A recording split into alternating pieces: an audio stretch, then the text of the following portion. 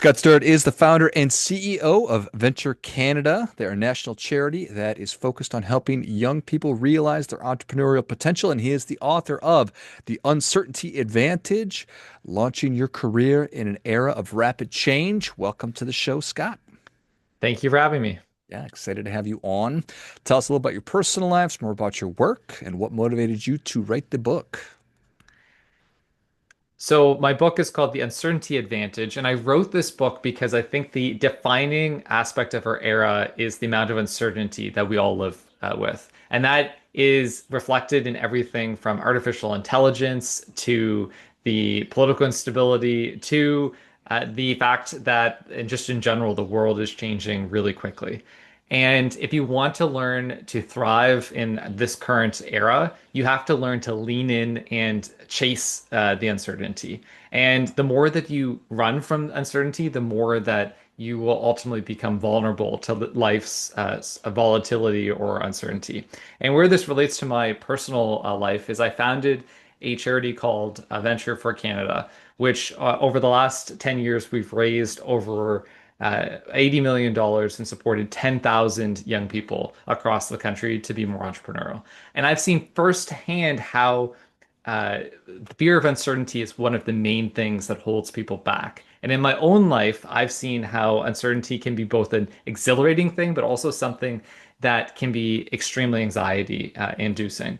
And when I was 22, I left a job at Goldman Sachs in New York to go create Venture for Canada. So I have a comfort with uncertainty, but also during COVID, I was diagnosed with obsessive compulsive disorder and had like a debilitating level of anxiety because of the pandemic and the sort of just I let the fears take over.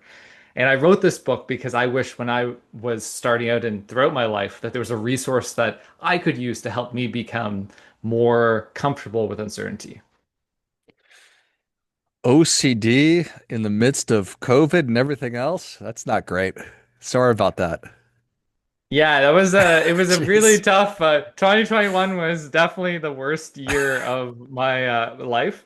But also a part of me, I remember talking to the therapist that I worked with intensively kind of through this OCD treatment, and I give more context about how OCD is treated, but at a high level, it's exposure ritual prevention therapy, very intensive for a couple months, and then you're done if it works kind of well. And then this therapist said, like, a part of you, Scott, is going to die as you go through this. But then the goal is that you rebirth as this sort of new person and hopefully a better person. And I would say, definitely in my experience, it was a really tough 6 months or a year, but it also helped lay the foundation for, I think, hopefully a better version of me. Or certainly, I feel a lot happier, less stressed out than I did for the decade before I was officially diagnosed with OCD. Well, thank goodness for that. And shame on me for making jokes and laughing about that, but you're laughing also, so I guess you're far enough away from the worst year of your life that we can joke about it. Yeah, it's funny how pain like fades. So there's still certain moments where I go by a certain place and it brings back like a really bad like memory. But it's now been 4 years, and while the certain memories definitely still like sting, it's amazing how very intense and somewhat traumatic experiences like gradually like fade with time. And certainly that's like my kind of experience with it. So it's nice to be able to laugh at some of the things now, but probably even 2 years ago, I would have be less comfortable doing that. Like ha ha ha versus Yeah, like more authentic laughter this year versus kind of faking it before. Who knows? But well, it goes to the point on self-compassion, which is a key part of the book, is that like when you go through a really intense like challenge like that, like I could just bury it and say I'm never going to talk about that like ever again. Or I can say, hey, I'm going to talk about it because it was a part of my life to be candid about it and to like look it in the face. And I think when you go through a challenging moment, it's really important to have the self-compassion and I think eventually like laugh at it and like talk about it. I think it's when we have challenges a lot as people is when we try to like shove that stuff in a closet and never actually like look it in the eyes or acknowledge it or talk about it. isn't that the truth? Because it's not going away, is it? Change is not going away. Uncertainty is not going away. The anxiety that we have around that is probably not going away. So why try to get rid of it other than just addressing it and going through it? Yeah, as the great poet, American poet Robert Frost once said, the only way out is through. And I think the same applies to trauma, but also to uncertainty. Like that I remember I heard that saying from the same therapist. And I think it's so true. It's like you have to sometimes look at uncertainty right in the face and like stare at it, like eyes, like and say, like, I see you uncertainty, and I am these really bad things could happen, and I am going to keep on doing what I'm going to do. And I think in many ways, the definition of courage is accepting that the worst can or will happen and making your choice to move forward with that uncertainty regardless. I think that that is 100% right. It does take courage. Um, and without that, we're just never going to do anything and certainly not going to start companies and we're not going to be successful unless we're able to do that. So I agree with that wholeheartedly. Tell me more about the self-compassion. Why is that such an important part of this? First off, to define like what is self-compassion, essentially it is talking to yourself in a challenging moment like you would talk to like a good friend. And I think a lot of us, particularly high achieving people, can be really, really hard on ourselves when something doesn't work out. And when I look at that OCD experience and to zoom in on it is like there were basically like 3 days where I didn't sleep.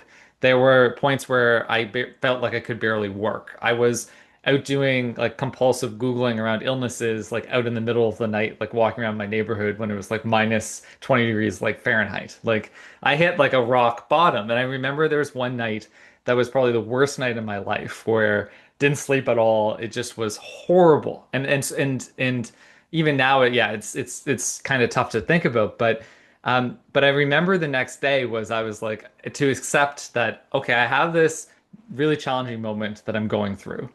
I never thought this would necessarily happen, and I never thought of myself as somebody having a mental illness, as someone having built like a successful organization and always been a striver. And I think self-compassion when you're going through a really tough time is something that can be a superpower in enhancing your resilience. I think we often think of self-compassion as this like soft thing of like do yoga, meditate, and there's a degree of narcissism that I think sometimes people think as it relates to it. But at the core, what it is it's talking to yourself in a nice way, and it's to recognize your shared humanity and how you're that we all suffer. In some ways, there's religious undertones to it that many face, and to say that suffering is part of what brings us together, like as like humanity.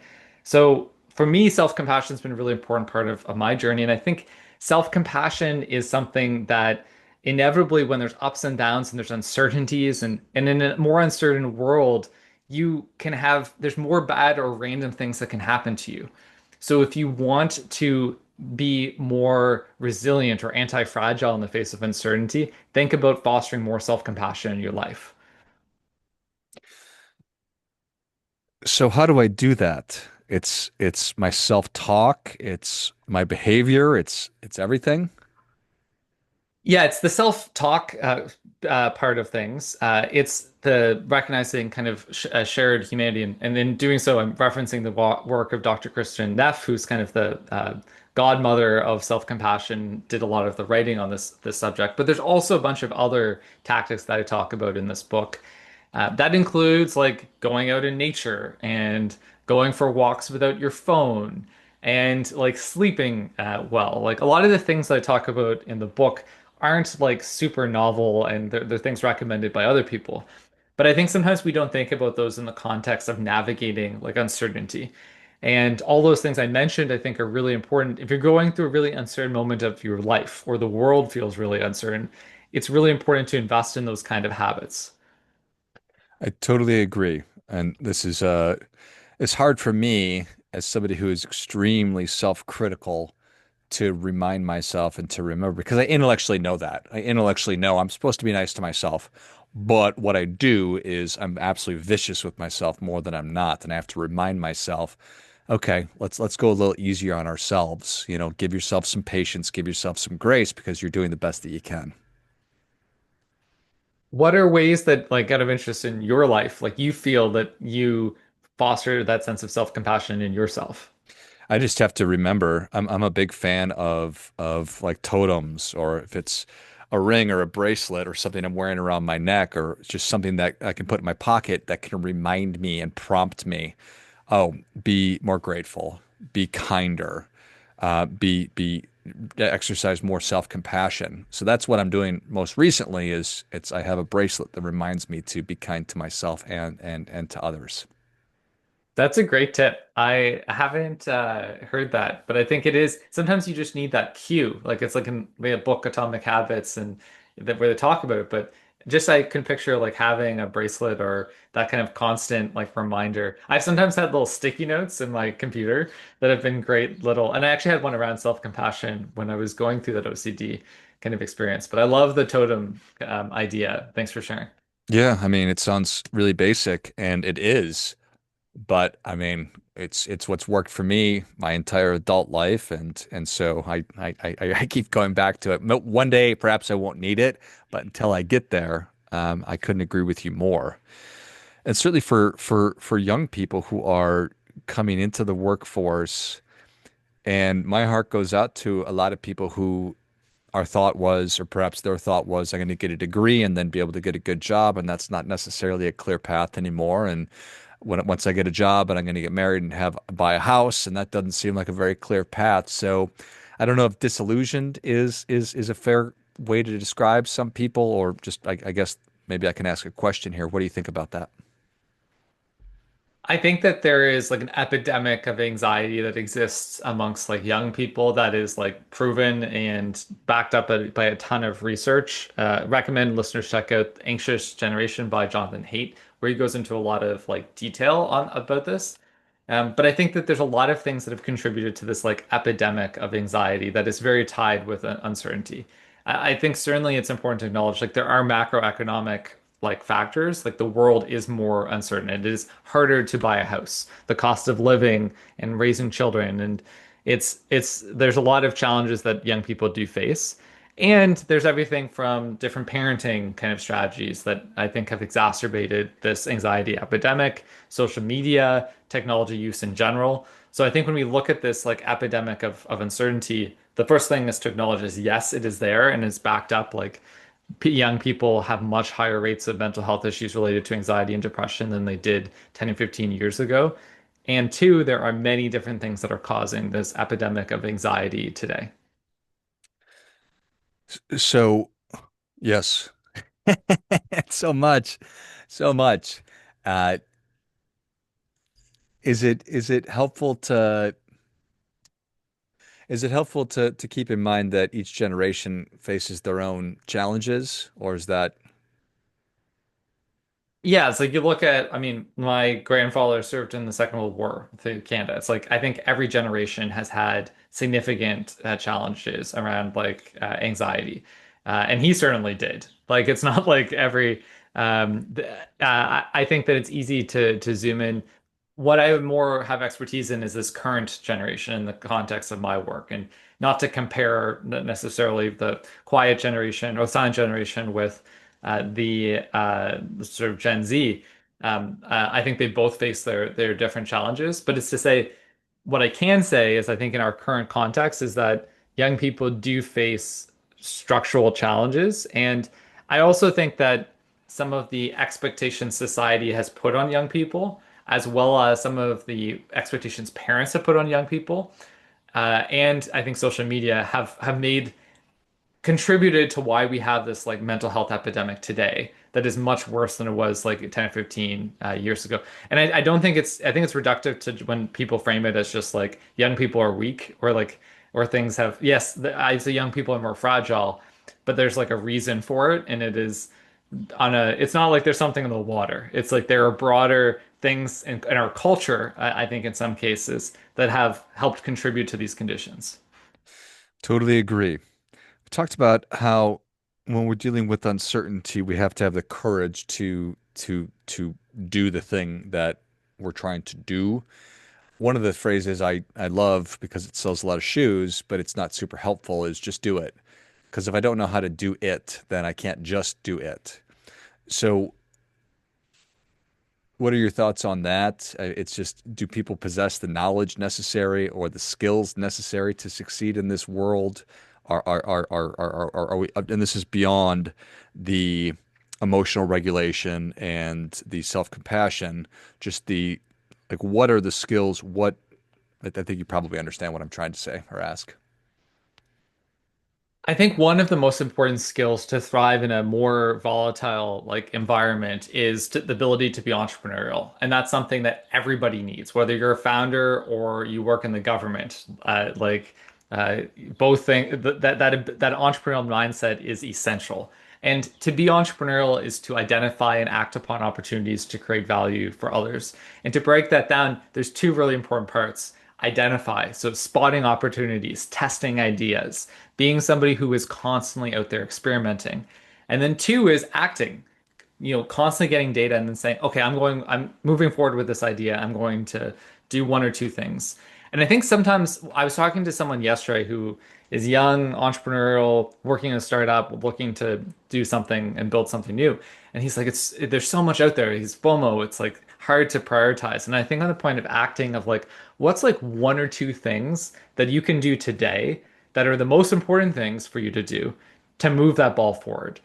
And I don't have like giant like to-do lists on things. I'm just like, what's the most important thing that I can do right now to advance my goal? And I just do that. In addition to then all the like the little like emails and dealing with that, like I need to do that because that's just like life goes on. But I think if I was to give advice to listeners, it's just like, what's the one or two things that you're going to prioritize today to move your goal forward?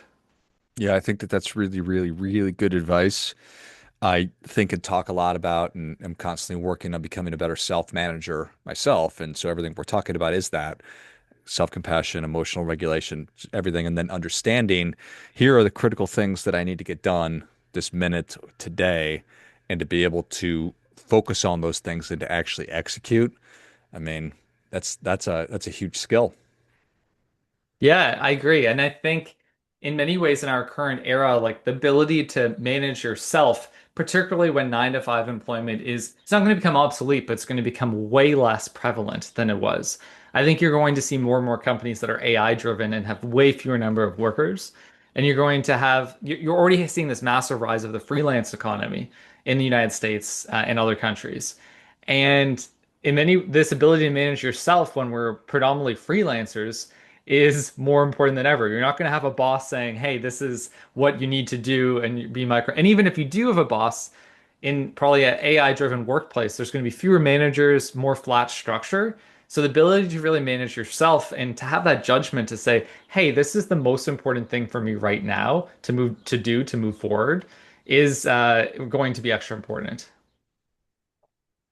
It's such an interesting thing. People talk about the future of work, and we think about the future of work and what it's going to look like, and is it going to be 9 to 5, everything you just talked about. But the ability to manage ourselves is has always been a critical thing, but probably even more so. And that's at the heart of really what entrepreneurship is. Yeah, 100%. And the ability to be really accountable for yourself, it was something even we were talking about in the green room, like that accountability, that radical accountability, and accepting the good and the bad. And I think when you're an entrepreneur, that's something I relate. I founded Venture for Canada 11 years ago. I've been an entrepreneur, accountable essentially to myself. We have a board of directors, but I am the founder. And it's to say that like that when you're an entrepreneur, like the buck stops with you. It's not blaming other people. In my experience working at Goldman Sachs and bigger organizations, in big orgs, there's a lot of subterfuge and blaming people and not taking accountability because you can do that more easily. When you're an entrepreneur or you're a solopreneur, there's no one else you can blame but yourself. Nobody to blame but yourself. And that cuts both Love ways being for sure. self-compassionate. Yes. Yes. There it is. Blaming yourself for not doing what you needed to do with love, Scott. Exactly. I love it. Well, Scott, thank you so much for coming on. Where can people learn more about you? How can they engage? Most importantly, where can they get their copy of The Uncertainty Advantage, Launching Your Career in an Era of Rapid Change?